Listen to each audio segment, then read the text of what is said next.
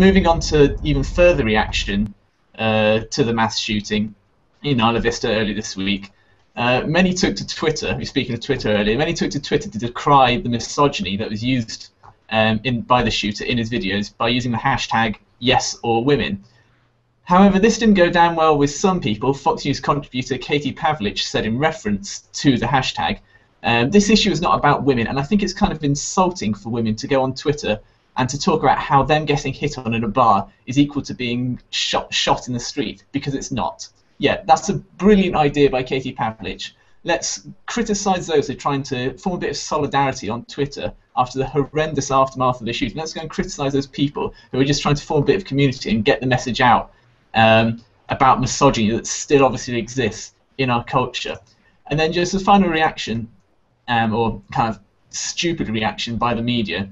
It's a tried odd saying, guns don't kill people, etc., etc. The National Review online editors wrote in an op-ed, weapons are the instrument and not the cause. It is at this point something of a cliche, but it should perhaps be offered anyway. If someone is determined to kill a substantial number of people, he will almost certainly manage to do so. Of course, they're ignoring the fact that if they have a gun, it makes their task of killing people that much easier.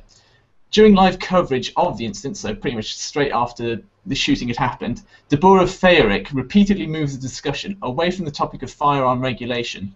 And in one instance, when another panelist on the show suggested, I think it's time that we have a discussion about legislation of some of the gun issues that we're having, Fayerick immediately interjected to cut him off and said, this is an ongoing conversation and it's one that's never going to be resolved. It's got to be about mental health and not firearms.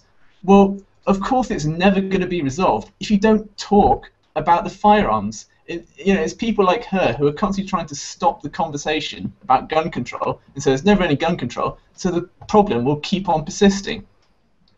But I mean, even in saying that, were I to draw up a list of things that, after a shooting, that people should start factoring in when you're creating policies, mental health, yes, that's a part of it. In this case, kind of misogyny against women, that's another part of it. But at the top of that list, I'd have gun control. I'd look at the thing that was actually used to kill people.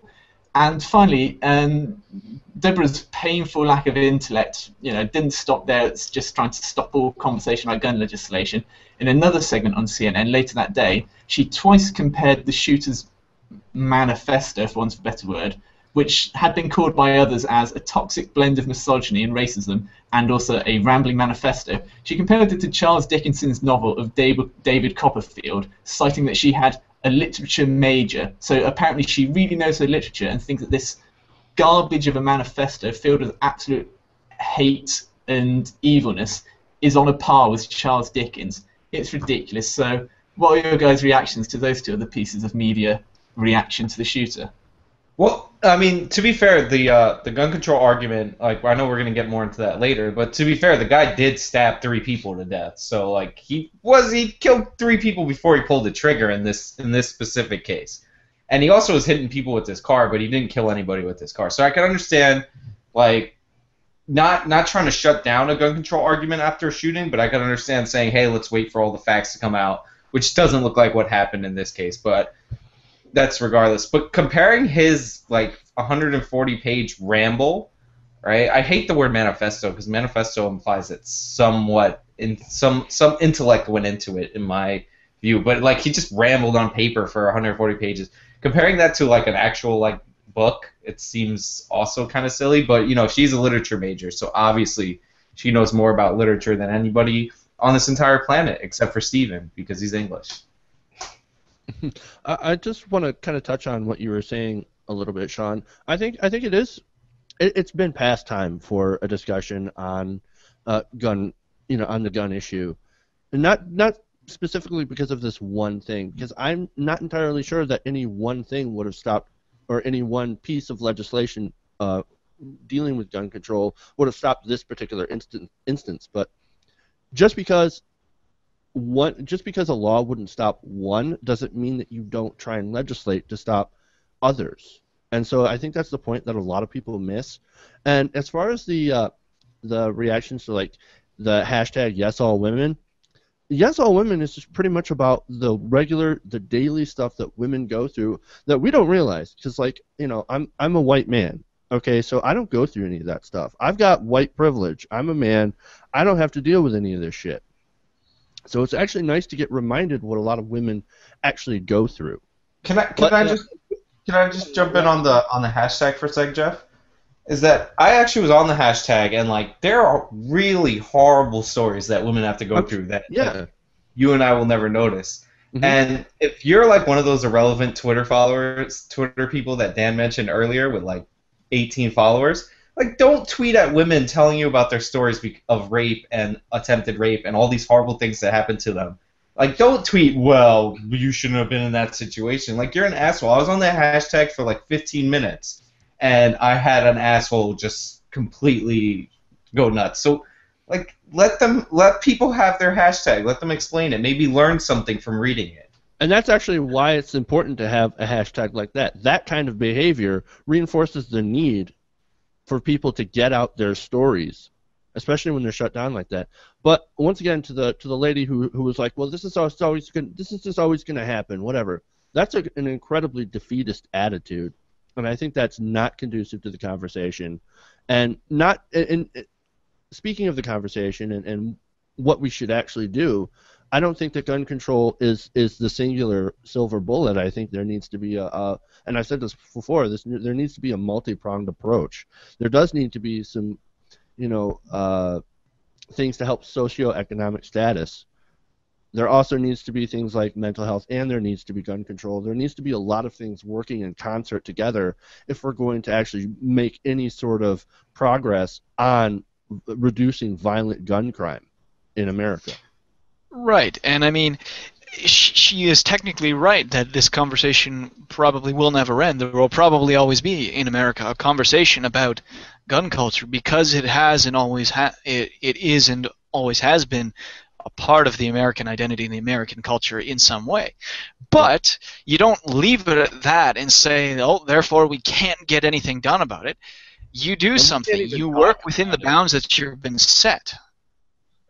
Right. It's like she's saying we can't even talk about it. It's just there's no use. Might as well not even talk about it. Let's drop it. Let's go on.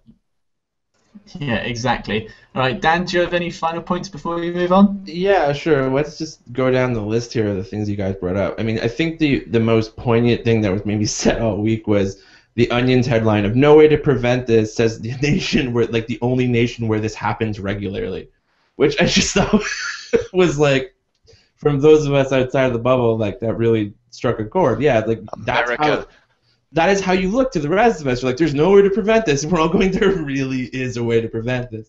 I'm not saying your multi-pronged approach is wrong. We'll get into that in a second. But let me just go through the couple other things you brought up, which is the Yes All Women hashtag, like, just to like echo what Sean and Jeff said, I mean, was a great hashtag. Let's also remember it sprang from douchebaggery of not all men. Like that idea of like let's move the conversation to something else, and that's the problem that always exists, is that the NRA is the great carny trying to like, where's the ball, where's the cup, right?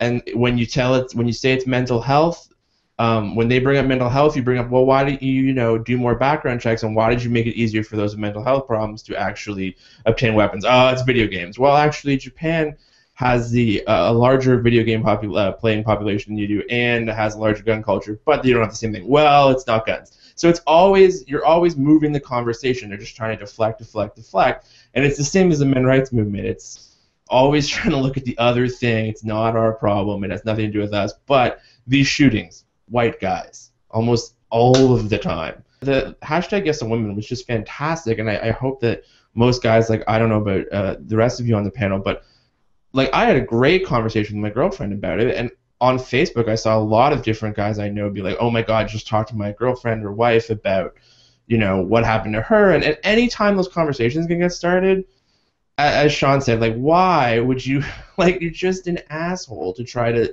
stop conversations from happening. And that's the thing about trolling culture in general. I don't understand. I don't even get why people come onto this that hate us and say you're stupid. Like, why would you? You have a platform. Get all of your dumb friends in you. Click Google Hangout and do your own Hangout. Like, welcome to the amazing world we live in. Why are you wasting your time yelling at us? It's beyond me.